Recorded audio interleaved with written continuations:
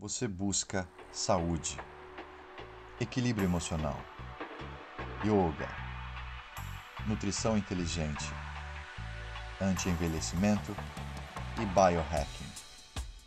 Está começando Estratégias para a Plenitude, com Bruno Bartlett.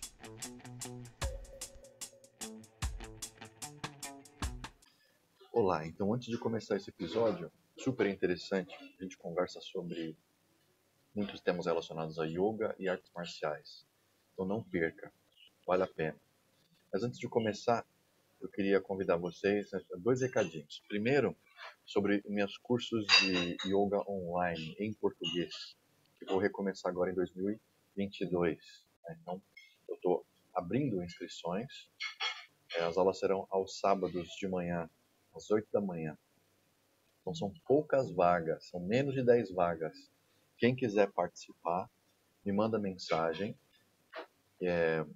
explicando um pouquinho sobre a sua história de yoga, e aí eu vou escolher os participantes para os novos cursos. E aí eu explico todos os detalhes para as aulas online. Então será todos os sábados, no primeiro semestre de 2022. Né? Vai ser de janeiro a começo de maio as aulas. Então é um período curto de aulas, todos os sábados, das 8 às 9h30 da manhã. Quem quiser participar, manda mensagem. O segundo recado é para aqueles que já praticam yoga há um bom tempo, já têm um interesse genuíno e querem se aprofundar muito mais. Eu vou oferecer o curso de formação que eu ofereço todo ano em julho, em Poços de Caldas. É um curso que eu já venho oferecendo lá todo ano. É um mês de aulas, são 7 horas mais ou menos de aulas todos os dias, uma experiência bem profunda de imersão no yoga, aula bem cedo pela manhã, até mais ou menos a hora do almoço, e a gente aborda tudo o que é necessário para se tornar um bom professor. Uma experiência super interessante, estou muito feliz, né, em ministrar esse curso já há alguns anos, e então já queria deixar o convite para vocês, quem se interessa e quer participar do curso, entre em contato, né, porque também são vagas limitadas, e assim a pessoa tem tempo também de se programar, porque é uma imersão lá um mês inteiro em Poços de Caldas. Tá bom? Fiquem com o episódio e até o próximo. Olá, está começando mais um Estratégias para a Plenitude e hoje eu tenho uma participação especial, um convidado Paulo Carvalho, que esteve envolvido em artes marciais, com artes marciais a vida inteira. Já são mais aí de 40 anos de artes marciais. E ele é faixa preta quinto dan de Aikido, que é uma arte que é super interessante, porque pelo que eu sei, né, pelo meu conhecimento, é uma arte que usa muito a força do oponente, né, para reverter a situação. Né? É bem, acho que isso de reverter. Você pega a força do ataque e transforma ela de volta para o oponente. Então, vamos falar sobre como as artes marciais, como que o Aikido é uma das estratégias para a plenitude. Paulo, muito obrigado por aceitar participar e bem-vindo ao programa. Muito obrigado, Bruno. Eu sempre te chamo de professor, chamo com muito carinho, né? Eu te conheci na condição de professor e eu te admiro muito, assim, admiro muito o seu trabalho, a sua forma de fazer a abordagem das suas aulas, casa muito com aquilo que eu acredito como professor e como praticante. E então, se você me pegar te chamando de professor no meio da conversa aí, já está explicado, né? Obrigado pelo convite. Sim, você estava me falando aqui, antes da gente começar a gravar, que você começou com artes marciais para melhorar a sua saúde. Explica um pouquinho melhor essa história. Você estava com problema na perna, é isso? Isso, quando eu era criança, quando eu tinha 3 anos, eu fui acometido por uma forma bastante rara de tuberculose, que é a tuberculose óssea. E ela atacou a minha perna direita e o encaixe do fêmur no quadril, um pedaço também do quadril direito. Então, isso estava avançando de uma forma muito intensa e os médicos não conseguiam descobrir o que eu tinha, porque até então, né, era uma hipótese quase que sempre descartada, né? Eles só viam isso em livros, né? E aí, quando descobriram que eu tinha, a primeira providência foi impedir que a minha perna continuasse crescendo no ritmo normal, porque uma criança nessa fase, ela cresce muito rápido, né? Então, eu fiquei engessado dos pés até o peito durante 8 meses, e depois eu usei aparelhos ortopédicos para poder igualar as pernas e tal. E nesse esforço, assim, tentando evitar a amputação, tentando evitar outras alternativas, um dos médicos conversou com os meus pais e falou: a gente precisa botar esse menino para fazer força. Ele gosta de jogar bola.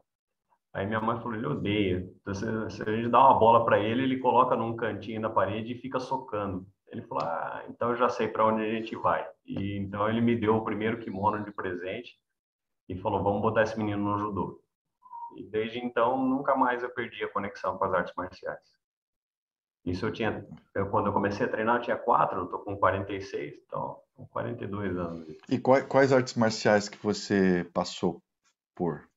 Ó, praticar, assim, tomar contato para conhecer, foi judô, jiu-jitsu, karatê, kung fu, taekwondo, um pouquinho de capoeira e o aikido. Mas que eu treinei mais a fundo, assim, chegando à faixa preta, foi o karatê, né? Eu treinei faixa preta de karatê também. E treinei kung fu durante muitos anos, treinei judô também bastante tempo, acho que uns 10 anos pelo menos. E quando eu encontrei o aikido, foi amor à primeira vista, assim. Falei: ah, achei que eu estava procurando. E desde então, estou ali. Você deve saber mais de história do que eu, porque eu sou das artes marciais também, mas assim, eu acabei me dedicando, me aprofundando muito mais no yoga. Uhum. Mas eu me lembro que meu professor falava que as raízes do jiu-jitsu e do aikido eram juntas. Ele falava isso, que tinha uma arte chamada aikijitsu. Não sei se você ouviu essas histórias. E que algumas das teorias falam que essa arte surgia numa região de monges, não sei se budistas ou yogis, que eles queriam se defender contra ataques, mas eles queriam usar. Eu não sei se procede essa história que eu tenho, tá? Depois você me fala Uhum. se é verdade. Eles queriam usar de pouca agressividade, então é, eles, né, usavam a força do oponente e o ataque do oponente contra eles mesmos, né? E aí Uhum. o jiu-jitsu ele foi se especializando mais em luta de solo, né? E o aikido ficou mais uma luta mais de pé. Então essa é mais ou menos a história que eu sei. O que que você que pode melhorar esse, esse passado, essa história? O que que você sabe?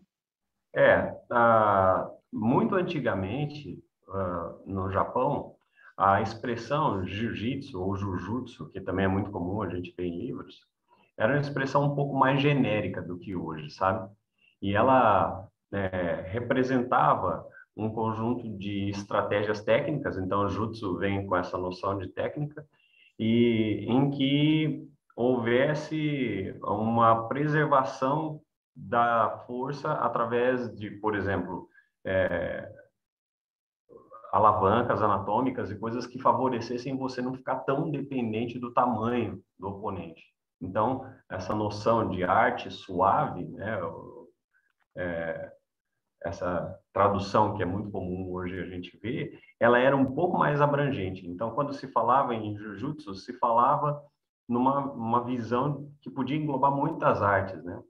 E aí, no caso do Aikido, especificamente, ele deriva do Daitoryu Aikijujutsu, que, sim, de fato, tinha a ver com conexão com os samurais e também com a visão monástica, e de algumas artes de espada. Além disso, o fundador, assim como aconteceu, por exemplo, com o fundador do judô, ele tinha praticado estilos diferentes de jiu-jitsu. Se falava isso, né? Então, assim, Hum, treinou esse ou aquele estilo de jiu-jitsu. A primeira vez que eu vi isso num livro, eu achei muito estranho. Eu pensei: como assim, estilo diferente de jiu-jitsu? Eu tinha uma visão de jiu-jitsu, uma coisa só, né? uhum. E, na verdade, eu fui entender depois que esse termo era um pouco mais abrangente. E aí, as derivações que foram chegando até nós acabaram sendo mais fortemente representadas por essas três grandes vertentes, né? O jiu-jitsu, o judô e o aikido. E eu imagino que é uma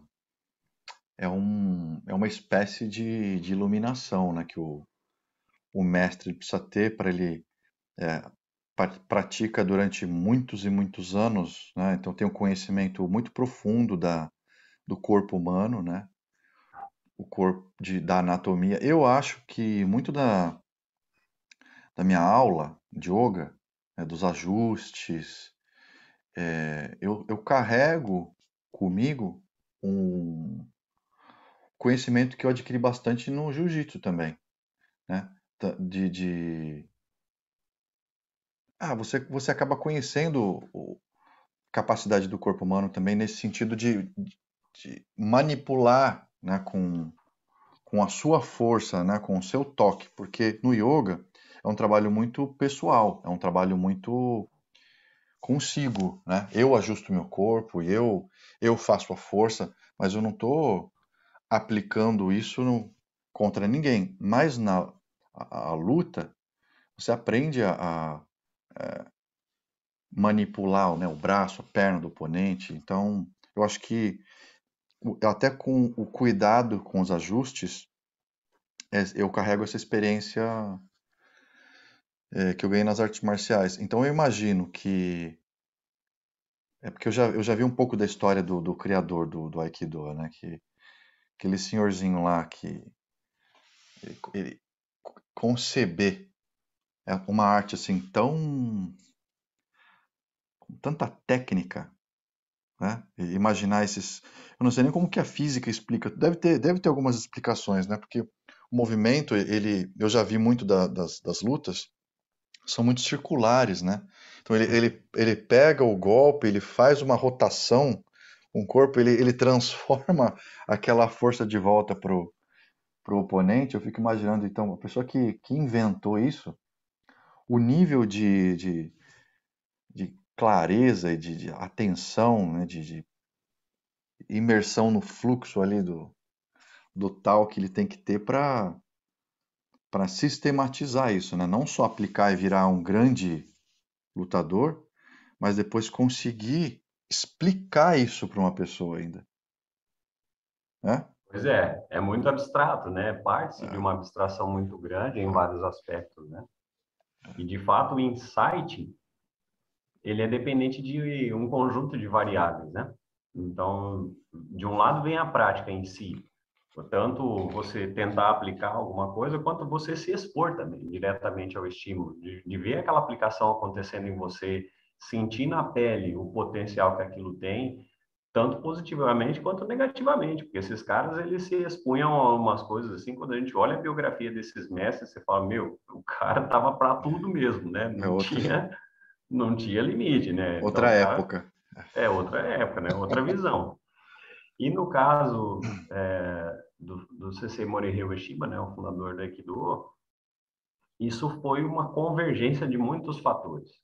O primeiro é essa relação muito profunda que ele sempre teve com as artes marciais e que acabou servindo de base para que ele se aventurasse com muitas coisas, né? Por exemplo, povoar regiões inóspitas do Japão, por causa daquilo que ele acreditava em relação ao desenvolvimento do Japão enquanto nação, e era feita uma solicitação e encarava. Ele levou um monte de gente para morar numa região que não plantava, não nascia uma tiririca, não nascia nada. E eles enfrentaram muitas coisas, e ali sempre essa questão de liderança, né? A participação dele no exército e muitas outras coisas foram cruciais para isso, mas também teve um outro aspecto, né? O fato de que ele era muito erudito, ele era uma pessoa extremamente culta, tinha uma erudição muito profunda em vários aspectos do conhecimento humano e também uma pessoa de uma espiritualidade muito focada. E curiosamente, o Aikido, ele teve o seu ápice de concepção, de certa forma, assim, aquilo que provocou o empurrão final para gerar o nascimento dele, numa dor muito profunda que o Sensei Ueshiba sentiu quando perdeu o pai. Ele estava tendo muita dificuldade de lidar com isso E ele encontrou um mestre espiritual que teve esse insight, né? De falar assim, poxa, peraí, como é que eu vou ajudar esse cara? Ele se ligou que o que Sensei Ueshiba mais amava na vida era a relação com a via marcial. E aí, então, ele incumbiu o Sensei Ueshiba de conceber uma arte ou uma releitura daquilo que ele já conhecia, que, metaforicamente, a expressão que é usada na história, criasse uma ponte entre a terra e o céu. Ou seja, pudesse ser uma Uhum. arte que preservasse a vida de ambas as pessoas, tivesse uma visão não destrutiva das coisas, né? Uhum. E por isso que É, é chamado uma arte de cooperação. Quando a gente fala isso, né, de usar a força do adversário contra ele mesmo, na verdade, isso é um pouco um resumão da história. A ideia é, através da estratégia, a gente somar forças com o atacante. Então, a gente não uhum. rechaça o ataque, a gente acolhe o ataque para usá-lo junto com outras coisas que a gente está fazendo, partindo da premissa de que, se for a sua força contra a minha força, o mais forte provavelmente vai ganhar. Agora, se for a sua força mais a minha força, aí, de repente, a gente pode criar algo novo, né? Eu acho isso muito interessante, assim, porque eu acho que o meu caminho de, de mergulho para dentro, que resultou para que eu entrasse de cabeça para o yoga, ele começa com arte marcial, com jiu-jitsu. E assim, eu tive contato com um pouco com Aikido, quando eu estava em São Paulo, quando eu fazia jiu-jitsu, que lá na academia, lá no dojo, tinha também Aikido. E eu achei muito interessante, porque primeiro que eu não tinha campeonato de Aikido. Eu achei aquilo legal, porque eu acho que, pelo que eu sei da história, também o jiu-jitsu não era de campeonato. Você não aprendia uma luta, uma autodefesa, para você fazer ponto, né? E fazer ponto, para que fazer ponto? Entendeu? E tudo bem, depois de muito tempo eu entendi, né, que existe todo uma, uma necessidade de transformar aquela atividade também num esporte, né? Que também é importante que isso aconteça, mas que a função principal é fazer com que você se conheça e consiga se defender, porque o mundo tem uma série de imprevisibilidades e às vezes você precisa aprender a se defender, né, contra coisas que acontecem, né, contra ataques, contra acidentes, né, e esse equilíbrio que a gente precisa ter para lutar, essa calma, essa capacidade de estratégia, essa capacidade de leitura também do oponente, é uma das coisas que eu acho mais valiosas, porque sem calma e sem atenção, se simplesmente é uma força bruta e impulsiva, aí não é arte marcial, né? Então tem que ter uma calma, tem que ter por isso que eu acho interessante isso do Aikido. Ele já está, não sei se eu, não sei se eu consigo dizer isso, mas ele está mais assim para uma parte mais espiritual, né, do que simplesmente uma luta, né, porque precisa ter essa leitura muito clara, né, calma, do que fazer. Você tem que usar técnica, não é simplesmente sair dando chute, dando uma cotovelada. É uma coisa que precisa ter muito conhecimento mesmo, né? Por isso que, eu lembro que uma vez, só para dar um exemplo aqui, para deixar registrado, eu fazia jiu-jitsu lá no CETEP, na Liberdade, né, com o Raul Vieira, também é da Lotus Clube. E aí um dia fui visitar lá uma campeã, eu acho que ela era vice-campeã japonesa de jiu-jitsu. E ela devia ter assim uns 50 quilos. Ela ganhou de todo mundo do tatame. Entendeu? Não foi. Eu devia ter uns 70 quilos naquela época, 74. Mas tinha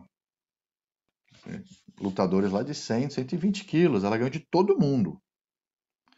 E aquela cara assim, impassível, sabe? uma samurai. Então aquilo ali foi uma lição para gente, justamente para mostrar que a técnica realmente apurada, ela é superior. Então isso que me atraiu nas artes marciais, esse desenvolvimento mental, porque físico, tudo bem, você pode, sei lá, fazer musculação, você pode levantar peso, né? Você pode fazer diversas atividades, você pode ter uma força física. Agora, essa capacidade de entrar num fluxo de leituras ali na luta e conseguir, né, uma menina de 50 quilos ganhar de uma pessoa de 100 quilos usando força, é um conhecimento realmente muito poderoso, entendeu? E aí eu queria que você falasse um pouquinho sobre essa capacidade assim, do Aikido de ser uma espécie de yoga também, uma espécie de meditação, né? Porque, ó, só para fazer um- deixar marcado também um detalhe, o meu professor Moisés Murad, nas aulas dele, ele sempre, no começo ou no final, ele tinha uns momentos de meditação. Isso antes de eu imaginar qualquer coisa sobre yoga, né? Ele falava da manipulação do ki, da meditação, da respiração, né? Então, aquilo foi abrindo as portas para mim que depois, no futuro, eu fui me dedicar pro yoga. Então, mesmo o jiu-jitsu, que pode ser mais competitivo, né? Eu já achei que era uma coisa também espiritual, né? Então, o que que você pode falar em relação a isso? Do Aikido sendo uma, uma arte assim muito mais da não violência, É, uma, uma, uma arte assim de monges, né? Da paz. isso sempre foi o que me atraiu muito no Aikido, assim, né? E quando eu praticava outras artes marciais, nós somos de uma época em que a televisão depositava uma enxurrada de filmes de artes marciais na gente, É, né? é. Nas noites de semana, nos finais de semana, etc. E sempre me atraiu muito a história, ao trecho da história que mostrava o treinamento. Aquilo me, porque o treinamento ele mostra um processo de transformação acontecendo, né? A pessoa descobrindo o seu melhor potencial continuamente e não vendo fim naquilo. Entrar na ponta de um processo, uma pessoa, e sair na outra ponta, outra, completamente diferente, né? Ao ponto da pessoa não se reconhecer. Isso sempre me encantou. E aí, praticando algumas artes marciais, volta e meia acontecia esse lance da competição e isso eu nunca curti, né? Participei muito, mas nunca gostei. Os professores mandavam, né? Quando eu vi que isso não existia no Aikido, eu já era adulto, né? Quando eu comecei a treinar, acho que eu estava no primeiro ano da faculdade, alguma coisa assim. E então eu já tinha uma leitura que conseguia ser um pouquinho mais abrangente. E o que me chamou muita atenção foi o seguinte: justamente por não ter competição envolvida, não que outras artes estejam presas a isso, pelo amor de Deus, não quero dar a impressão errada. Mas uma coisa que eu notei foi que o aspecto filosófico da, da arte enquanto caminho de transformação daquilo que pode ser a sua vida estava muito preservado no Aikido, né? É claro que isso vai depender muito da leitura do professor. Por exemplo, eu conheço o professor Moisés Murad e ele é um professor extremamente diferenciado, né? Então, não dá para a gente dizer, por exemplo, que aquilo que a gente via nas aulas dele seja algo que a gente vai ver em toda a escola de jiu-jitsu, porque a leitura dele era uma leitura muito mais profunda. Uhum. Assim como tem outros tantos professores que eu tive a alegria de conhecer e que também fazem uma leitura assim do jiu-jitsu enquanto via, caminho mesmo, né? Caminho no sentido de vereda espiritual, nesse processo de transformação da própria potência de vida, né? E no caso do Aikido, isso é premissa. A gente passa por uma série de questões durante o treino que muitas vezes, aos olhos do leigo, não transparecem, né? Por exemplo, quando a gente vê uma técnica de Aikido sendo aplicada, muitas vezes chama a atenção a pessoa que está arremessando o outro, né? Então, a movimentação, porque esteticamente é bastante bonito, e geralmente acontece algumas coisas ali que só quem está sentindo mesmo na pele consegue perceber. Fala, poxa vida, como que a pessoa faz um arco com um braço e projeta o corpo inteiro do outro no chão? Como é que pode isso? Então, isso chama muita atenção. Mas quando a gente começa a treinar, normalmente o nosso foco, com o passar do tempo, vai se voltando para a pessoa que recebe a técnica. Então a gente começa a perceber que essa pessoa é que está sentindo o caminho da harmonização das energias em ação, porque a palavra Aikido significa isso, né? Uma das traduções possíveis é essa: caminho da harmonização das energias. Pressupõe-se então um conflito, né? Aham. Um caos. Aí É, alguém se dispõe a entrar naquele caos e eu restabelecer a vou harmonia. te ensinar o caminho correto, né? Pronto. É, né? A pessoa entra ali e reestabelece, né? É, Usa um você, caminho que, por exemplo, seja um caminho de apaziguamento no final das contas. você tá errado. Puf. Não, mas eu acho isso muito, muito bonito, né? Porque assim, no jiu-jitsu, muitos dos golpes são golpes de finalização. Uhum, Então, assim, que teoricamente a pessoa ela bate, né? Mas numa luta de vida ou morte, você não vai ligar para essa batida, você vai continuar. Então você vai uhum. estraçalhar o braço da pessoa, ou você bota a pessoa para dormir. É uma arte. E o Aikido, ele dá essa oportunidade. Fala para a pessoa: opa, não vem aqui não. Ó, se você vier aqui, né? E é uma arte, então, que ela é mais compassiva, a impressão que eu tenho mesmo. É porque você não está logo de cara indo para uma agressão nos olhos, para agressão para o pescoço, para uma parte vital. Você está se livrando apenas do problema, né? Uhum. Ó, vamos parar por aqui. Eu não, eu não quero, eu não quero brigar, né? Mas isso tem uma base que também não é muito evidente, assim, né? E quando a gente começa a estudar um pouco mais a fundo, às vezes até choca um pouco. Mesmo o praticante que está ali há alguns anos pode acabar ficando um pouco chocado pelo seguinte: de fato, a abordagem é essa que você falou. Por quê? Porque o espírito da coisa, né, por trás de tudo, é exatamente isso, né? Só que para que isso aconteça, a gente tem que ter algumas circunstâncias mais delicadas à disposição. Então, parte da premissa de que só pode preservar a paz aquele que tem em mãos a escolha de fazer a guerra. Porque se ele não tiver essa opção, não é uma escolha. A paz não é uma escolha, né? Ela vai ser uma circunstância. A paz só vai ser uma escolha quando eu tenho a opção de criar a guerra e escolho não fazer. Então, quando a gente olha as técnicas acontecendo, muitas vezes o que não fica assim escancarado é que a técnica só tem começo, meio e fim porque a pessoa que está atacando e que vai receber a técnica de Aikido, ela também sabe Aikido.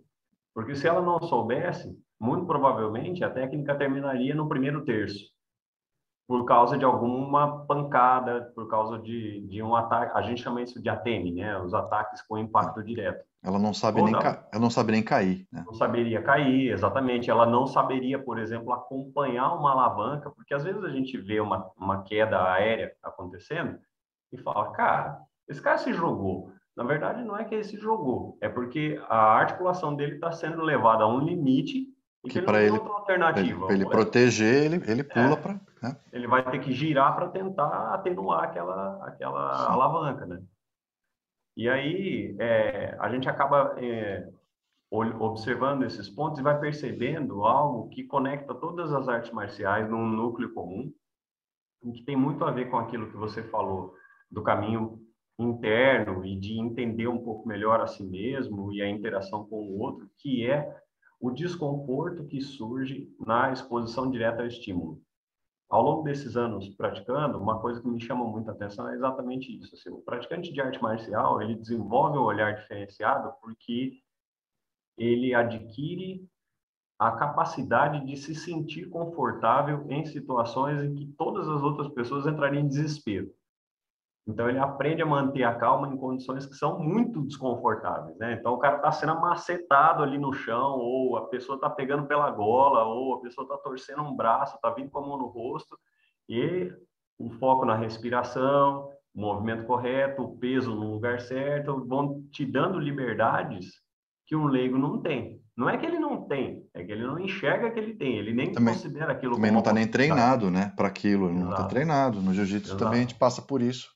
Muitas É, vezes, fica com calma e de repente você até consegue reverter a situação, porque aí você usa a estratégia para fazer a pessoa se cansar também. exato, exato. E essa paz de espírito para fazer isso, para tomar essa iniciativa, usar isso como uma estratégia, depende desse lance, né? Da gente desenvolver a capacidade de sentir-se confortável em situações que deixariam todo mundo desconfortável. E foi isso também que te atraiu no yoga? Porque depois você também foi estudar yoga. Sim. Por quê? Ó, eu conheci o yoga através de um processo terapêutico também. Eu acho que essa é a porta de entrada das coisas mais significativas da minha vida, né? Eu acabo estrupiado de alguma forma e o universo providencia uma coisa transcendental para me dar uma chave, né? Eu não sei se você lembra, mas eu tenho 6 hérnias de disco. Você comentou. E aí, durante o tratamento, eu me tratei durante muitos anos com terapia crânio-sacral, sou extremamente grato a isso, mudou muita coisa. E num programa intensivo de terapia crânio-sacral, o início do dia de terapia era sempre com yoga. Hum, E eu já vinha com a ideia de praticar yoga, mas sabe aquela coisa que você fica postergando? E quando eu senti na pele ali também, eu falei, opa, isso daqui, além de casar completamente, de forma muito perfeita com o que a gente faz e prega no Aikido, o que eu senti depois de uma prática intensa era indescritível. Eu falei, pô, peraí, esse negócio não pode mais faltar na minha vida. Então, assim que eu voltei, esse intensivo foi em Florianópolis, assim que eu voltei, na mesma semana eu já tomei a providência de me matricular numa escola de yoga e começar a praticar. E conforme eu fui estudando, observando, passando pelas aulas e tudo mais, aquilo foi me intrigando cada vez mais. E aí foi onde eu decidi fazer a formação, né? E foi onde eu te conheci, né? Pessoalmente lá nas tuas aulas também. E desde então eu tenho praticado muito regularmente e estou dando aula também. Então essas coisas todas elas se somaram de uma forma muito intensa na minha vida. Aliás, isso acabou virando uma guinada de vida, né? Eu acabei me tornando terapeuta, eu fui estudar terapia crânio-sacral e eu me tornei professor de yoga, porque todas essas disciplinas, o Aikido, o yoga, a terapia crânio-sacral, a meditação e tudo mais, todas elas se conectam de uma forma extremamente equilibrada e harmoniosa e coerente, principalmente, né? uhum. Uma disciplina não contradiz o ensinamento da outra. Então, poxa, foi onde É, o quadro se completou, né? eu vejo muito, porque assim, ao longo desses anos aí que eu morei em alguns países, e de vez em quando eu dei aula de jiu-jitsu um pouco lá na Croácia, aí pratiquei um pouco de jiu-jitsu na França, pratiquei um pouco de jiu-jitsu em Portugal. Então, não é que eu fiquei completamente parado, assim, eu tive contato, mas vai completar 8 anos que eu tô aqui na Dinamarca e eu não estava praticando, né? Então eu voltei agora tem uns 3 meses, e é como eu estava te falando antes da gente começar a gravar, eu fiquei assim muito feliz, muito realizado de ver que a prática regular de yoga, ela me deixa completamente apto. Meu corpo ele não, né, apesar de eu estar envelhecendo, meu corpo não ficou ou mais rígido ou mais fraco ou menos capaz da luta, Uhum, né? Pelo contrário, eu senti que eu estou muito bem, né, para fazer a luta. Então, uhum. que o yoga, a prática regular de yoga também, ele é uma estratégia, né, de conhecimento das articulações, e como é tão regular, né, tão constante a prática, você conhece tão bem as suas articulações, tão bem os seus músculos, o que você pode, o que você não pode fazer, que parece que você entra no tatame sabendo exatamente o que você tem para oferecer. O que você Naquele pode. dia, inclusive, né? Isso, exatamente. O que você pode, o que você não pode oferecer, porque você conhece exatamente a sua energia. Uhum. Né? Então, eu acho que isso é uma vantagem que eu vejo quando eu visito esses lugares todos aí que eu falei, o tempo que as pessoas despendem no aquecimento ou no alongamento é um tempo assim muito pequeno e que as pessoas, na verdade, tá todo mundo ali tão querendo ir para a luta ou querer ir para as técnicas, que todo mundo quer fazer rápido. Vamos rapidinho, vamos fazer logo esse aquecimento aí, porque eu quero logo para a técnica, eu quero logo para a luta. E aí elas não percebem, mas é a mente ocidental. Eu me Uhum. lembro Uhum. que eu também era exatamente esse mesmo aluno. Aham. Né? Que eles não percebem que esse tempo que você fica ali conhecendo os músculos da sua perna é muito importante. Tá? Você conhecer realmente os seus músculos da perna e você usá-los. Né? Porque aí que tá também. A maior parte dos alongamentos que eu vejo quando eu vou nos lugares visitar, o alongamento ele é tão superficial ou tão pouco localizado que a pessoa ela não está usando toda a potência que ela tem na perna. Uhum. Entende? E aí é como se ela tivesse indo lutar com metade do potencial dela. É, é. Entendeu? Então, Uhum. aí, então você imagina, uma pessoa que ela já não está usando todo o potencial dela. Aí vai lutar, pega alguém que está usando um pouco mais do potencial. Então, aí já vai pegar uma pessoa que é mais forte, que é mais flexível e mais calma. Né? A maior parte da garotada que eu luto aqui são fortes pra caramba. Eu percebo na hora que a pessoa é forte, eu falo, tudo bem, vou cansar ele um pouquinho. Uhum. Eu canso ele um pouquinho, aí depois eu consigo usar mais a técnica, né? Então, essa eu ainda, depois de passar por um montão de atividades físicas diversas, eu não conheço nada assim mais preciso, adaptável, né? E personalizável do que o yoga, né? Para identificar exatamente onde é que estão as suas forças, onde estão as suas fraquezas, como que você faz para compensar aquelas regiões que pela sua genética, pela sua história, você tem um pouco mais de fraqueza, né? E aí vem aquele espírito do treino, né? Que a gente viu aí pelos filmes todos naquele treino, falou, bom, já identifiquei que é isso aqui meu problema, então agora eu vou resolver. Aí demora, né? Pode demorar meses, Uhum. meses, mas você identificou, fortalece. Então, esse trabalho de descoberta, que a pessoa ela nem sabe que ela não usa o coxo femoral.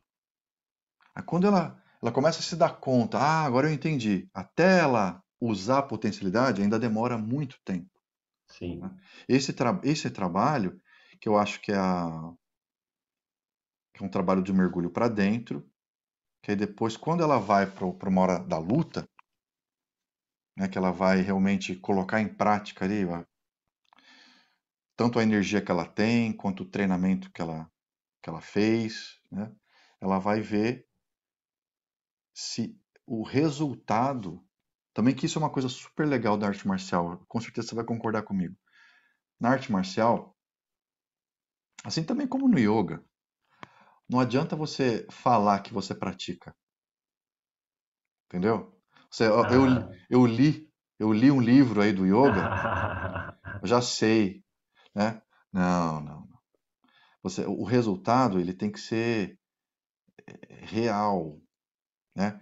E eu gosto de falar isso assim nos meus cursos. Eu falo assim para a pessoa: se você está praticando uma técnica de yoga e essa técnica ela não te promoveu mais saúde, mais alinhamento e melhorou, para. Eu gostaria de interromper esse programa, espero que vocês estejam gostando, para fazer um convite para aqueles que querem estudar um pouquinho mais sobre yoga. Eu tenho um Patreon, então se você quiser acessar meu conteúdo exclusivo, patreon.com/Bruno Bartu. Lá tem aulas de yoga curtas, longas, tem pequenos workshops. Eu também faço vídeos sobre requisição. Então acaba se transformando lá numa pequena bibliotequinha do yoga, né? Para quem já pratica e quem quer fazer perguntas, quem quer que eu responda e explique alguma coisa específica, o conteúdo fica lá, tá bom? Então conheçam, é bem baratinho, como tomar um cafezinho e se torna uma biblioteca bem interessante. patreon.com/Bruno Bartô. Continue com o episódio, espero que estejam gostando. Entendeu? Para. Não tem razão, né? Por quê? Porque o que importa no mundo real, esse mundo aí que a gente está exposto e tem que funcionar, Uhum. entendeu? Uhum. Tanto a sua técnica para luta ou a sua técnica de autogestão, né, de autocuidado com sua coluna, com seus músculos, tem que ser alguma coisa que funcione. Você vai fazer ela Uhum. uma terapia qualquer que seja para sua coluna, né, Rolfing ou qualquer outra. E aí você percebe, olha, não adiantou nada, muda, faz outra. O que importa, no final das contas, eu acho que muitas das vezes as artes marciais, elas também são o resultado daquilo que funcionou, né? Exato. O- Exato. Ele não vai te ensinar uma luta que não vai funcionar, porque na hora você não vai usar, aquilo vai É. perder o sentido, né? É. Então, isso que eu valorizo e que eu acho que vale muito a pena. Eu já percebo que tem um movimento aí de muitas pessoas envolvidas em artes marciais que está trazendo o yoga para as artes marciais. Você acha pela internet aí muitas coisas disso. Uhum. Porque isso refina isso que eu falei de conhecer mesmo o seu corpo com detalhe, né?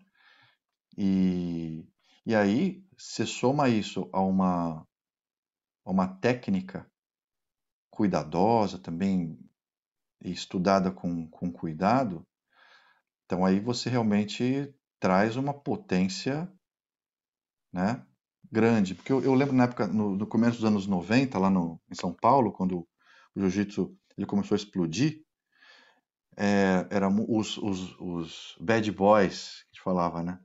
O bad boy, ele aprendia a fazer o triângulo, o arm lock. Nossa, já se achava assim, eu sou perigoso, entendeu? Uhum. E essa ideia de conhecimento profundo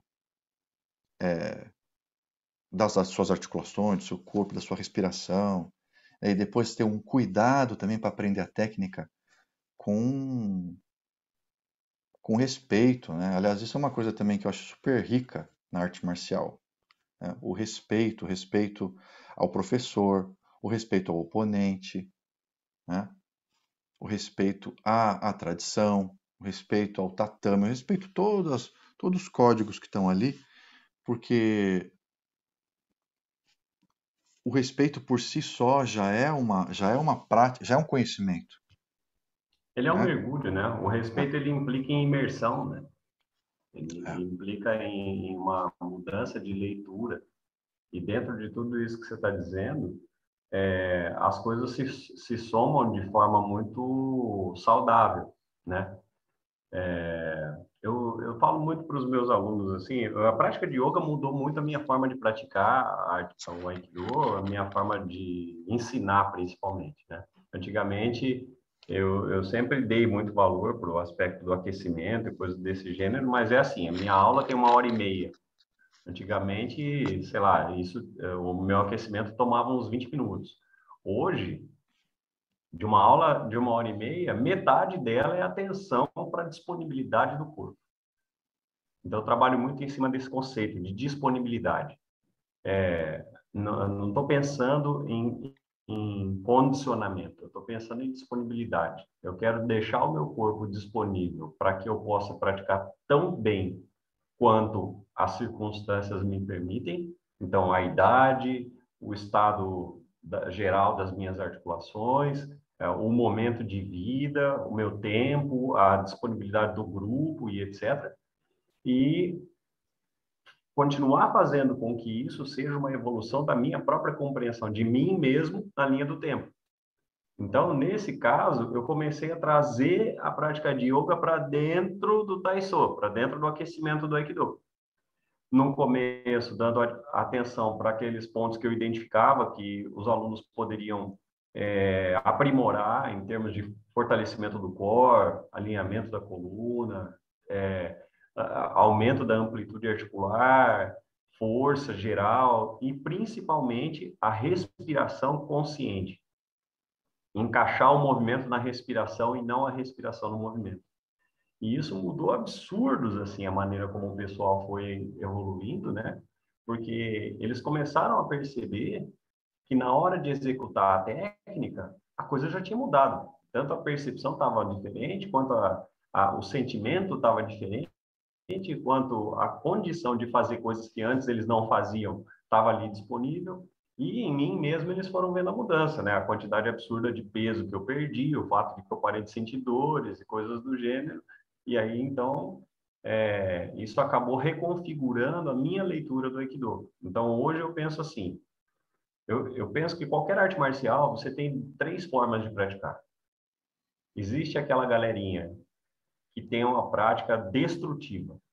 Então, muitas vezes é uma pessoa que tem muita gana, muita vontade, tem uma série de projeções a respeito do que é a prática daquela arte marcial. Às vezes tem um espírito um pouco mais aguerrido assim e vai para o tudo ou nada logo cedo.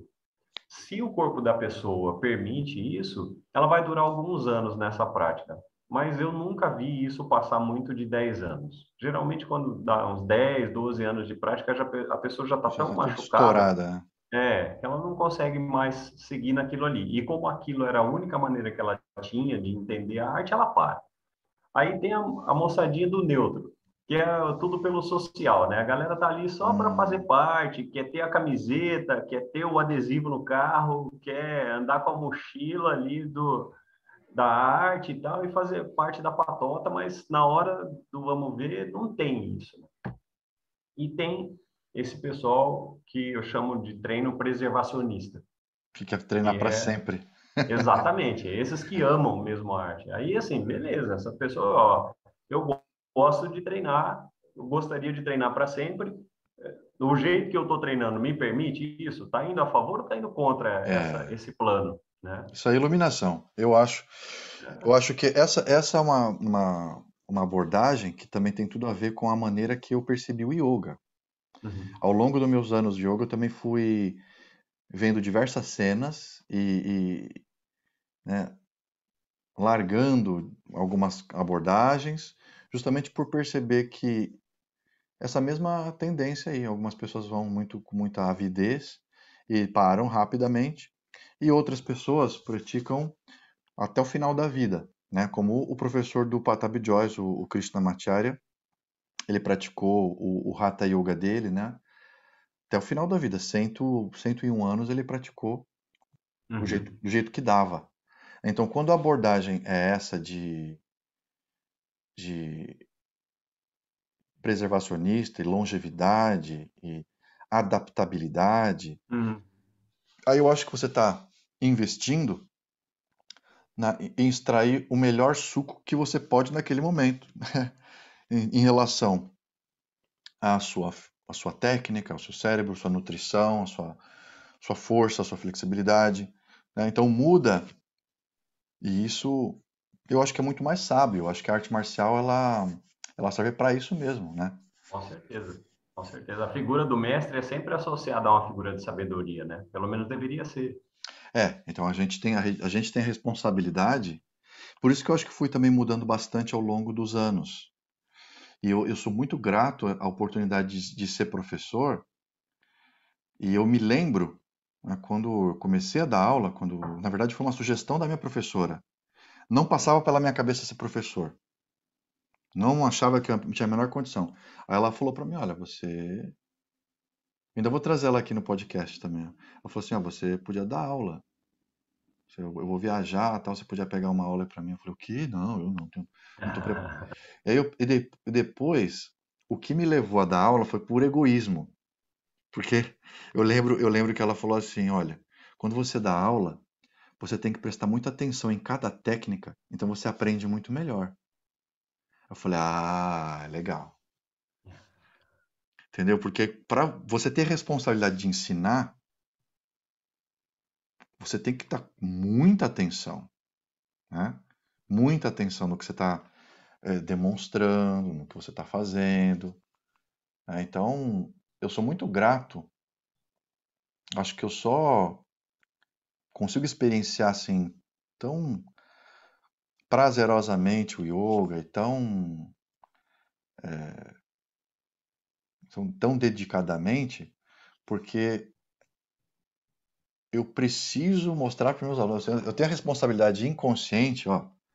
O que você faz tem que funcionar. Eu não posso fazer uma prática de yoga que me resulte em ficar lesionado.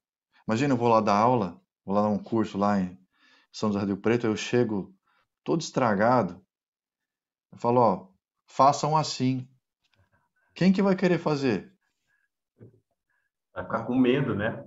Não, o Eu pior, vou fazer desse jeito, olha o jeito que o professor ficou, né? exatamente. Então, eu acho isso muito importante. Você tem que ter responsabilidade, e aí isso vira essa mão dupla que é tão bonita na arte marcial, no yoga também, que é o professor, ele está fazendo de tudo que ele pode para os alunos, e os alunos estando ali com disciplina, com dedicação também, isso faz com que o professor está dedicando a vida dele para aquilo, Exato, consiga extrair o melhor que ele pode também. exato, exato.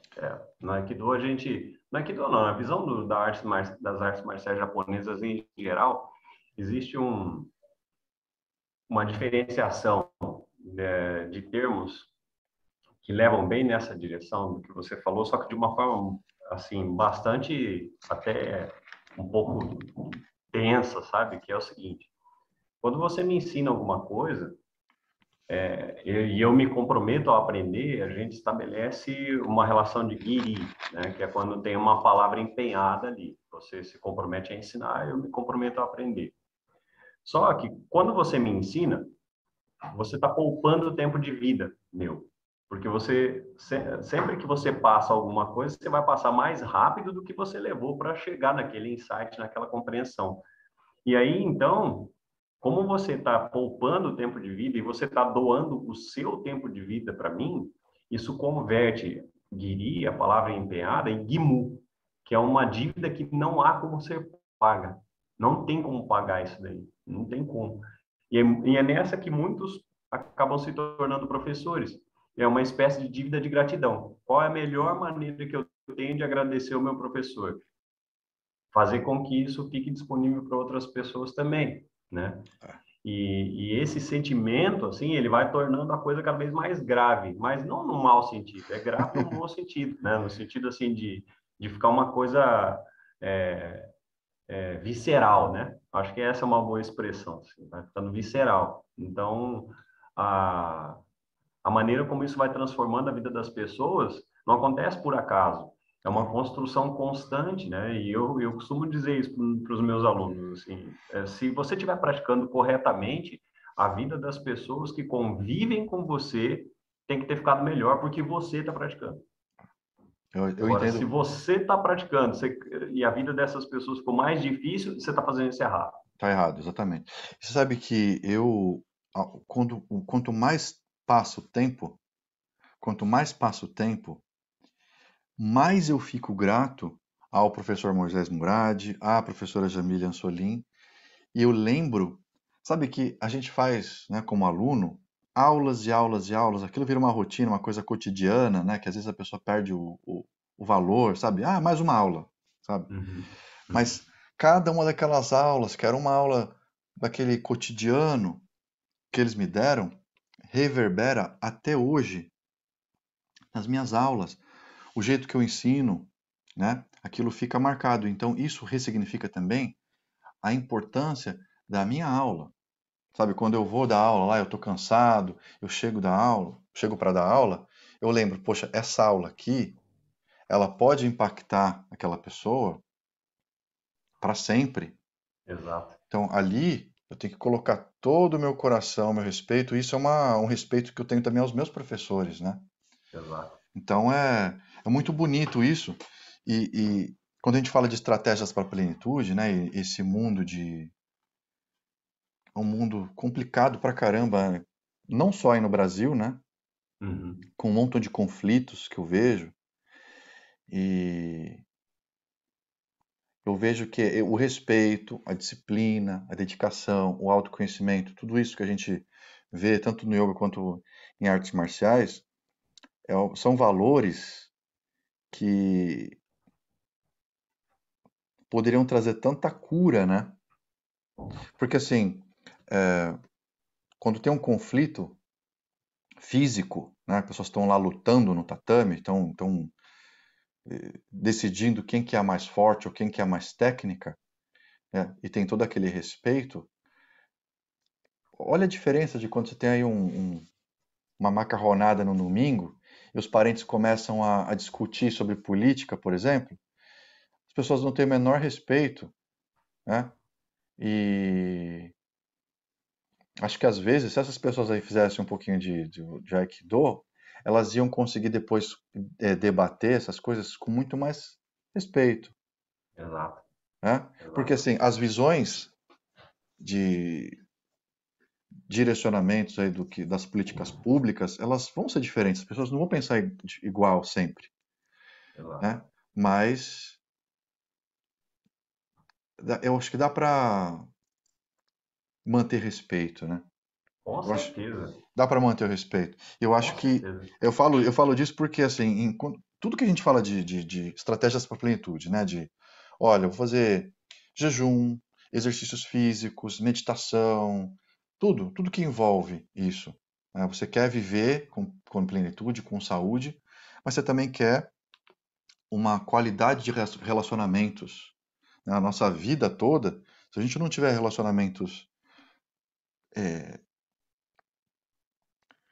com um amor envolvido, com respeito, com crescimento para todos os lados, a vida fica só uma guerra. E uma guerra que a pessoa ela não tem nem preparo, né? Uhum. Porque você pode enxergar a vida como uma guerra, né?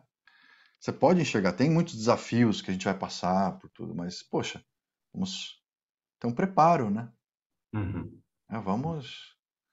Vamos desenvolver as nossas capacidades, porque se eu quero impor a minha visão política, se eu quero impor a minha opinião, que isso seja de uma maneira assim tão convincente, né, que eu uso, é igual o Aikido, né? Eu uso a força do oponente junto com a minha para ir na mesma direção, Isso.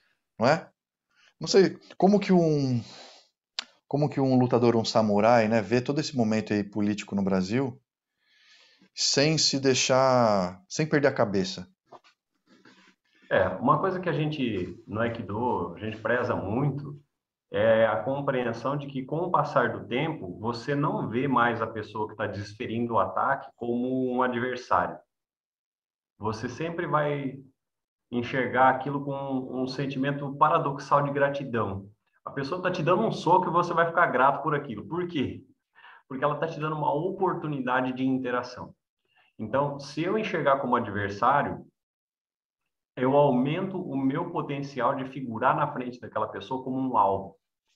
Agora, se eu pura e simplesmente sair da frente dela e começar a movimentar os nossos centros de gravidade de forma mais ou menos conjunta, trabalhando no eixo da coluna, por exemplo, eu posso fazer com que nós nos tornemos complementares e não opostos. E aí, dessa complementaridade, surge liberdade.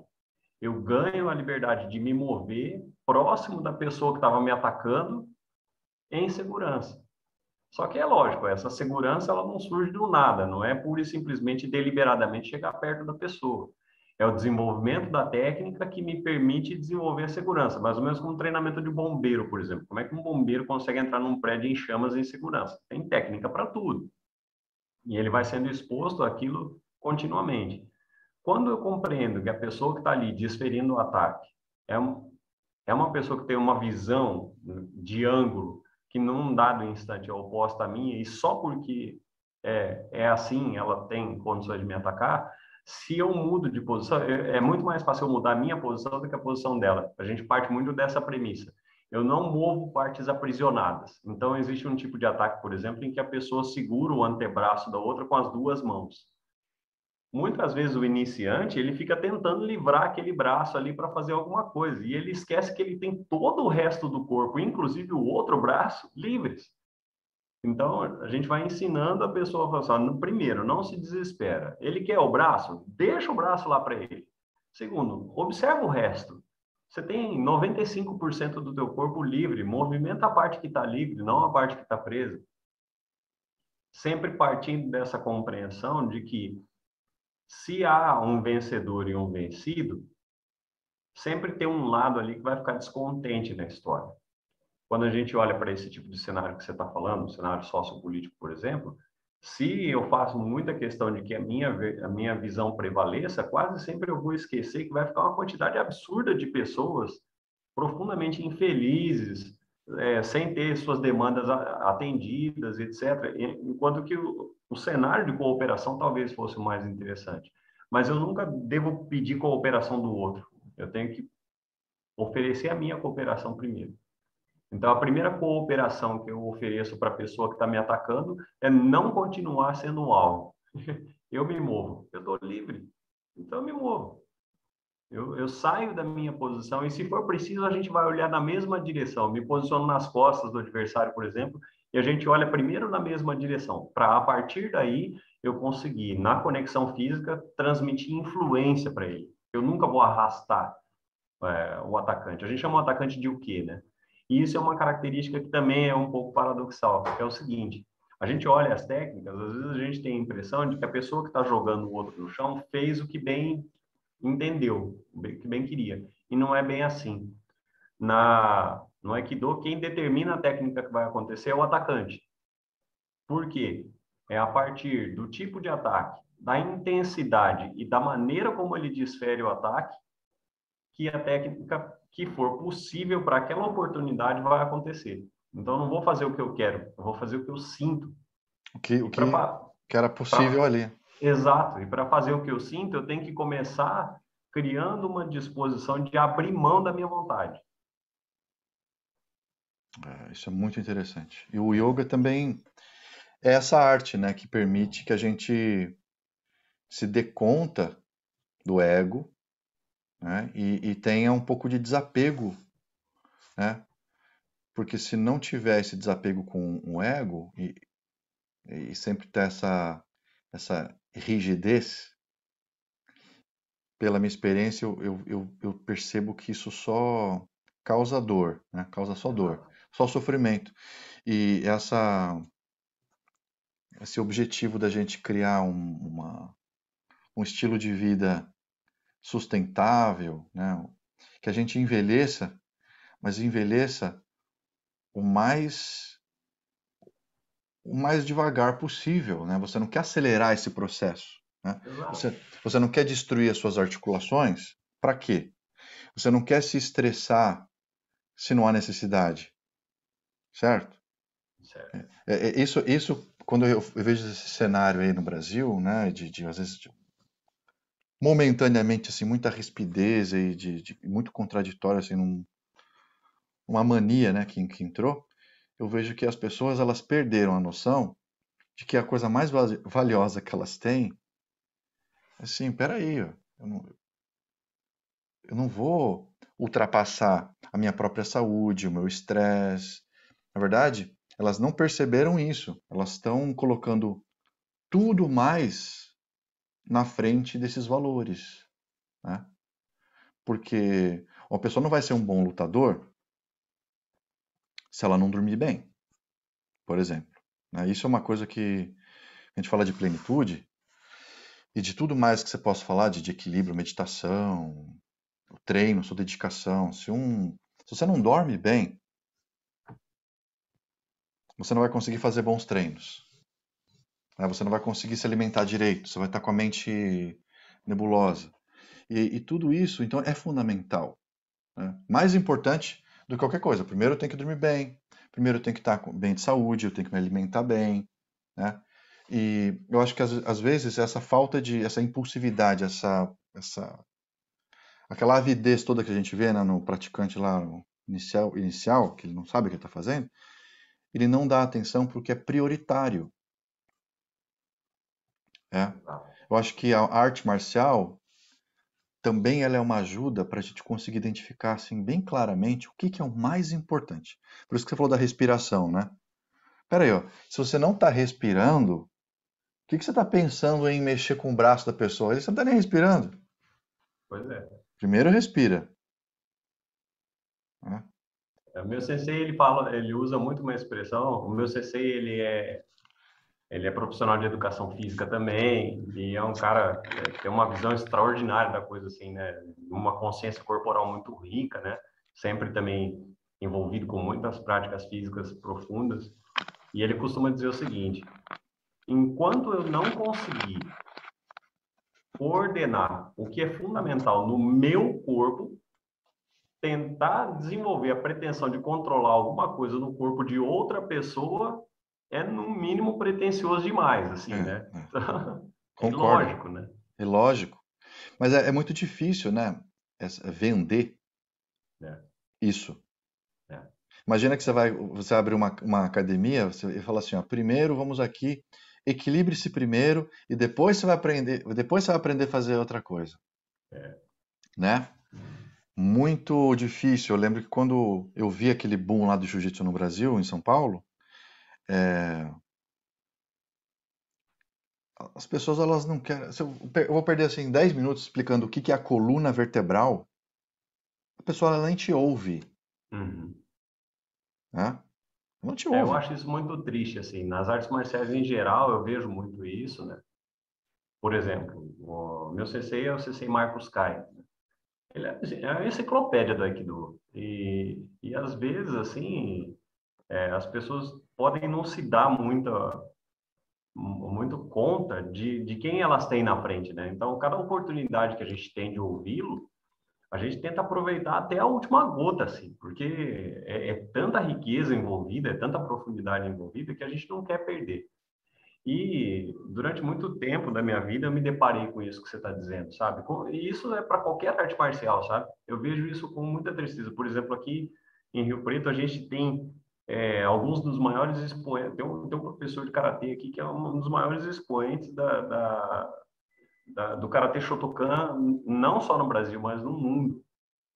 E ele está aqui. As aulas dele também são de uma profundidade absurda. Tem grandes professores de judô, tem professores de jiu-jitsu extraordinários. E aí, quando o aluno não quer ouvir, eu particularmente acho aquilo muito triste, porque é mais ou menos como se o cara tivesse assim, ele está descascando a banana, jogando a banana fora e comendo a casca, porque ele, né, ele não está se dando conta do quanto aquela experiência poderia ser diferente. E foi por isso que eu adotei o sistema que eu adotei quando o nosso dojo nasceu. Né? Eu tinha acabado de passar de novo a questão do porém físico. Né? Eu tinha passado por uma experiência muito grave, eu fiquei internado, eu quase morri. E aí, quando o dojo nasceu, foi pela insistência de alguns amigos, né, muito queridos, assim, 3 irmãos, falando, não, vamos lá, você ensina a gente, não sei o quê. No fundo, os caras estavam mais preocupados com a minha saúde do que em aprender Aikido. Eles queriam que eu tivesse de volta essa válvula de escape na minha vida, né? Era um período que eu estava meio sobrecarregado de trabalho e o Aikido estava na base do quando der, sabe? E eu falei, bom, tudo bem, vamos lá. Só que o dojo não pode se transformar em uma fonte de estresse para minha vida. E eu sempre fiquei muito triste, assim, quando eu sentia que eu estava falando para as paredes, sabe? Então, no nosso caso, o meu dojo completou, agora em 2021, completou 15 anos. Né? E uma premissa que eu sigo é a seguinte: eu recebo alunos 2 vezes por ano, sempre por indicação. E aqueles que vão vir, eles já vêm sabendo que eles vão ouvir muita história, vão estudar pra caramba, vão ter que fazer prova de livro para fazer exame de faixa, vai ter um monte de coisas envolvidas. E aí o que acaba acontecendo? Isso acaba atraindo as pessoas que estão nessa vibe. Pessoas que querem isso, ó, eu quero conhecer, eu quero entender a arte, eu quero entender a filosofia, eu quero saber o que está para além do corpo físico. Então, quando a pessoa já vem com essa vontade, esse filtro, entre aspas, assim, ele já ele já funciona mais ou menos como dizer, ó, quem é o tipo, qual é o tipinho da galera que frequenta esse lugar. Não é uma forma de excluir ninguém, mas é uma forma de poupar tempo para ambas as partes, sabe? Ah, Porque para a que galera que fica mais tá na... produtivo, né? Ué, porque a galera que está procurando alguma coisa mais direta também não é obrigada a me ouvir. Eu não acho que ninguém é obrigado a me ouvir. Só que eu também não sou obrigado a falar para quem não quer ouvir. Então, assim, a Ah. gente poupa tempo dos dois lados e deixa o caminho livre. Mas é assim, uma coisa que eu sempre tento falar com os convidados aqui, que assim, como já eu tive a experiência de viver em lugares diferentes, em países diferentes, cidades diferentes, eu sempre fico tentando identificar o que que tem naquela cultura que se materializa nessa realidade, Uhum. entendeu? E aí eu vejo que no período da minha vida, né, que eu tive no Brasil, eu vejo que tem alguma coisa que está fazendo com que haja essa dificuldade de atenção das pessoas. Eu não sei se foi o excesso de açúcar, o excesso de televisão, não sei o que parte da cultura, mas eu acho que isso, dessa dispersão tamanha, tem alguma coisa aí que tá tendo assim é um erro meio que coletivo, sabe? Sim, Eu não sim. sei, eu não sei se você, na sua jornada também em relação à alimentação, né? Você falou que já perdeu também muito peso, o que que você pensa que algum desse, eu também hoje em dia eu penso muito sobre desnutrição, sabe? Uhum.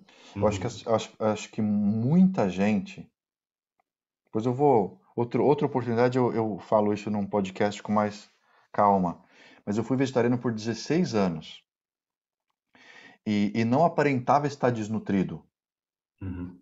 sabe? Então, às vezes a pessoa ela aparenta que ela tem músculos, ela aparenta que ela está forte, mas ela não tem todas as vitaminas. E eu acho que o ser humano, que ele não tem as vitaminas básicas para sobreviver, ele fica perturbado, Com certeza, absoluta. E entendeu? eu vou puxar, ainda você puxou para o lado limpinho da história. Eu vou puxar para o lado negro da força, assim, porque é o seguinte, a gente vê essa epidemia de obesidade causada por comida superprocessada, fast food, coisas do gênero, a gente está vendo pessoas, é muito, eu vou usar essa palavra de novo, eu acabei usando muito nessa conversa, mas vou usar de novo. É absurdamente paradoxal a gente ver uma pessoa com sobrepeso desnutrida. A pessoa não tem os nutrientes básicos. Então, eu acho que esse fenômeno que você está falando, ele é uma soma de fatores. Ele é resultado de uma indução à superficialidade, pelo imediatismo que é causado pela maneira como os programas de entretenimento são apresentados, a superficialidade induzida da rede social, pela maneira como os algoritmos são manipulados, a superficialidade nas relações. Eu chego assim a apelar para o Zygmunt Bauman, sabe? Tempos líquidos. A gente vê assim uma superficialidade acontecendo de forma que é um reflexo da falta de substância que as pessoas ah, experimentam porque elas mesmas não atribuem, né, essa substância mais nem ao trabalho, nem ao estudo, nem buscas mais profundas que impliquem um pouco mais em ser e entender quem elas são e um pouco menos em ter, de forma que isso permita lidar com o tempo de uma maneira mais inteligente, mais cadenciada, saboreando a vida mesmo, e entendendo que tipo de tons isso tudo pode dar para a gente. Porque no fundo, é mais ou menos como se a pessoa fizesse uma refeição em 5 minutos, ela não consegue sentir nem o gosto do que ela comeu. E elas fazem isso para tudo na vida. Não Para vai ser tudo. diferente a hora que vai no tatame, né? É, A pessoa quer, volta e meia aparece alguém. Isso eu acho muito engraçado. Assim, eu perdi as contas de quantas vezes eu já vi isso na vida, mas ainda acontece. Volta e meia aparece um desavisado assim para assistir uma aula e a pessoa fala assim: escuta, quanto tempo leva para chegar na faixa preta? Pô, cara, Treina aí, né? Sobe no tatame, É sente que uma aula de cada vez, tem esquece nem a cor da ideia. faixa, né? Tem nem ideia, né? É. Mas essa coisa de desfrutar a jornada, porque hoje em dia, por exemplo, eu não tô, sinceramente, eu não penso em pegar a faixa preta do jiu-jitsu. Uhum, Por uhum. quê? Porque eu tô feliz. Eu vou pro tatame É, ali, eu tô feliz. E só, eu tô só desfrutando o fato de eu estar bem de saúde, de ter pessoas legais, né, para fazer a luta.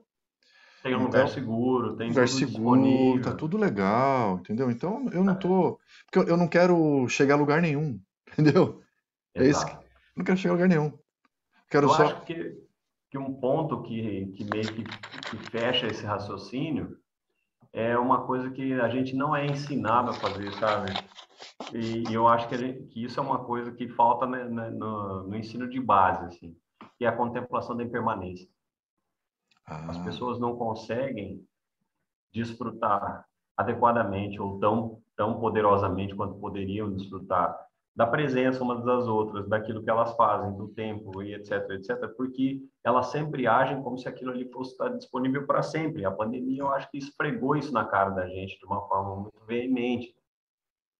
Eu vi dojos de mais de 40 anos fechando no Brasil. Aquilo me cortava o coração, sabe? Mestres extremamente graduados, gente com uma história muito profunda, tendo que fechar a escola. E eu ficava me imaginando na condição do aluno desse cara, sabe? Assim, será que algum dia o cara que não valorizou uma determinada aula parou para pensar que talvez aquilo pudesse não estar mais disponível? Pois bem, se isso aconteceu, está aí agora o resultado, não está mais disponível. E aí? você sabe que uma vez eu dei uma entrevista e para uma coach, e aí ela me perguntou, se você pudesse dar um conselho para a pessoa, né, que busca a plenitude, qual dos primeiros passos? O que você acha que a pessoa já fazer? Jejum, né? Porque eu fazia muito jejum. O que você recomendaria? E eu ainda acho que tem uma coisa que eu acho que não está errado não, mas eu acho que funciona. Acho que tem a ver com isso que você falou. Eu falei assim para a pessoa, eu acho que ela deve desligar a televisão, desligar o telefone, fechar a porta, ficar no quarto dela sem ler livro, só respirando. Só faz isso. Não precisa fazer nenhuma técnica de meditação, não precisa fazer nada. Ela só fecha tudo, para e fica só respirando assim, olhando para ela mesma. Eu acho que isso que você falou da liquidez, as pessoas elas estão tão hiperestimuladas, né, tão impulsivas, tão automatizadas. Eu não sei se é cafeína, né? Não sei se ela, entendeu? Estão tão estimuladas que elas não prestam atenção no que elas estão comendo, elas não prestam atenção no que elas estão falando, não prestam atenção no conhecimento que bate a porta delas. E às vezes essa chave muda. Essa chave muda. Né? No meu caso também eu tive um acidente de carro, né, que me convidou a repensar meu estilo de vida, sabe? E, e aí, quando eu tive o acidente, eu fiquei internado no hospital, e aí eu fiquei assim, sem televisão, sem ler jornal, olhando para o teto. Fiquei só olhando para o teto. E o fato de ter ficado assim, sem fazer nada, só olhando para o teto, me deu tempo para eu pensar, para eu respirar, para eu ficar ali, entendeu? Você não tem, não tem o que fazer. Eu acho que às vezes isso também é um sinal dos nossos tempos, sabe? Uhum. Porque a pessoa, hoje em dia, né? Não sei se você, como que você divulga. É que você falou que só é por indicação, né? O seu, Uhum. isso aí você é um samurai mesmo, porque eu É, sei, eu não é mantenho essa fácil. moda antiga aí, né? Isso aí é uma coisa muito rica, muito rica. Mas as pessoas que estão nas mídias sociais ou que fazem vídeos para o YouTube, que de vez em quando eu tento fazer ainda, você percebe que se você faz um vídeo, ó, esse podcast, quem ouve a gente, é gente que é interessada nesses temas. Exato. Então, é um funil já, sabe? Uhum. Mas se eu fizer um vídeo assim de 5 minutos, a pessoa não assiste já. Pois é. Porque é É um longo, vídeo muito longo, né? muito longo, É. né? Então, é um tempo que a gente está vivendo de aceleração e de desfragmentação, de liquidez e tudo, né? Que as pessoas, às vezes as soluções estão na frente da pessoa, né? Exato. A nutrição densa existe, né? Práticas físicas e práticas meditativas, o aumento da concentração existe, né? Mas tudo tem um caminho a percorrer e é o que você falou, existe aí de repente muitos interesses que a gente não nem sabe, que não quer que as pessoas também pensem, né?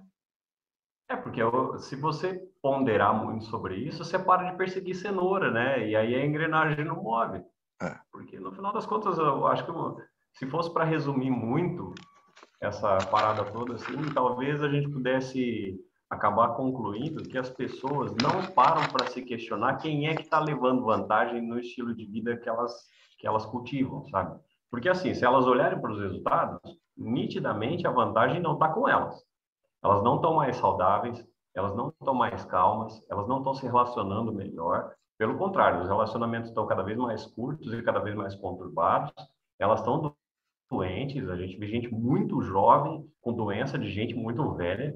é, Elas estão infelizes, elas estão tendo que se medicar para existir. Então a pessoa toma remédio para acordar, toma remédio para dormir, toma remédio para trabalhar e etc. Obviamente, se isso é tão abrangente, se isso pega tanta gente, principalmente no mundo ocidental, mas não só no mundo ocidental, isso é endêmico, né? é, E se é assim, alguém está levando vantagem com isso. sim, Então, acho que o que no fundo acaba atrapalhando um pouco e fragilizando a condição da maioria das pessoas, resumindo muito, é que elas se questionam um pouco. E a prática de yoga, a prática de artes marciais, a prática de meditação, disciplinas assim, ensina a gente a se questionar mais. Mas será que isso que eu estou fazendo é realmente necessário? Será que esse hábito que eu cultivo desde quando eu era pequeno, porque eu ouvia a minha mãe dizendo que é assim que se vive, será que isso não era uma realidade lá para ela e que para mim não serve mais? Será que o jeito que eu aprendi a comer dentro da minha casa realmente é o melhor? Deixa eu dar uma olhada como é que meus antepassados morreram. Opa, de repente a gente pode acabar descobrindo tanta coisa, né? E é só a gente se questionar, né? Eu preciso mesmo, por exemplo, de tudo que eu estou perseguindo? Será que eu preciso? é. Paulo, se você fosse dar um conselho assim para com toda a experiência que você já teve, né, de yoga, as terapias, arte marcial, e aí você vai dar um conselho para alguém, é começar por um caminho de equilíbrio, né? Uhum. Porque aí vamos imaginar a pessoa que ela está com uma bagunça assim na vida profissional, estresse no trabalho, ou a saúde dela não está boa. O que que você acha como que ela deve começar? Ó, eu quero começar em direção a um caminho agora de transformação, né? Antes de começar com Uhum. aqueles treinos todos, né, igual do Rocky Balboa lá, que ele se supera, né? O que que você acha que essa pessoa, as primeiras coisas que ela tem que fazer? Eu acho que o primeiro passo coerente vem da estratégia do escultor. O escultor, quando ele vai revelar uma estátua na madeira, ele não agrega material, ele tira. Ele vai lascando, lascando, tirando todos os excessos, ele tira tudo que não é a imagem até revelar a imagem. Então, eu acho que a primeira coisa que uma pessoa que realmente quer transformar a vida poderia fazer é começar como um escultor. Tirar da vida dela tudo que impede que Legal. ela veja essa melhor imagem, né, E da de própria repente existência. tirar aquelas coisas que já estão mais fáceis para tirar também, né? Vai, Porque você começa as primeiras lascas da madeira, quando você vai esculpir alguma coisa, elas são mais grosseiras, mais simples, menos precisas, você não precisa de muita técnica, né? Você vai primeiro desbastando para chegar a um certo tamanho. E os últimos cortes é que são muito delicados, muito precisos, exigem técnica, exigem sentimento. Então a gente começa pelo que é mais simples, né? Legal. A gente começa tirando o que é nitidamente desnecessário da vida. É uma ótima dica, uma ótima dica. Realmente uma boa. Porque as pessoas têm que fazer muitas mudanças. Eu vejo isso, né? A pessoa ela vem querendo fazer uma mudança, aí ela. Não, eu sempre recebo esse tipo de pergunta no meu Instagram. Assim, nossa, Uhum. eu queria fazer yoga, mas. Ah, não. Isso aí é muito difícil. Ah, isso aí não. E assim, como isso é muito difícil, então eu nem começo. Entendeu? Mas é Se não verdade. começar, tudo é difícil, né? É porque assim, e sempre esse comentário, né? Eu não sou flexível. Hum, Mas clichê, assim, né? é. Mas aí é verdade, pô, tudo bem, não precisa ser flexível, né? Na verdade, se você for simplesmente 0,00001% mais flexível, já está melhor, entendeu? É que, na verdade, é esse ímpeto, né? Ou ela quer já chegar na faixa preta, ela quer já chegar na faixa, ela já quer já o problema resolvido. Ela não quer ir tirando as lasquinhas É, aos poucos, mas eu acho que esse aí é o enjoy the journey, né? exato. Aproveitar a jornada. Tira a lasquinha, vai melhorando aos poucos. E aí você vai se fortalecendo também com esse aprimoramento, né? Uhum. Eu acho que é por aí mesmo. Paulo, maravilha nosso papo. Você quer deixar algum contato para as pessoas que estão nos ouvindo, quiser seguir você no Instagram? Se as pessoas quiserem falar comigo no Instagram, é só adicionar lá Paulo Corrai, né? @Paulo Corrai. O perfil é fechado, porque se deixar aberto aí também começa, né, chover contatos procurando coisas assim, mas é, é só mandar um direct lá e falar, ó, eu te ouvi lá na conversa com o Bruno e eu vou ter o maior prazer em aprofundar a conversa com a pessoa. Legal, muito obrigado. O seu trabalho também é um trabalho maravilhoso e isso também tem que ser fortalecido e fortalecido, porque também o Brasil precisa disso, né? Pois é, O Brasil pois precisa é. disso aí. Então tá Vamos bom, lá, vamos junto que a gente vai mais longe. é isso aí. Paulo, muito obrigado. Obrigado, não. Até a próxima. Até. E continue firme cultivando saúde, mente tranquila, yoga, nutrição inteligente e suas estratégias para a plenitude. Até a próxima.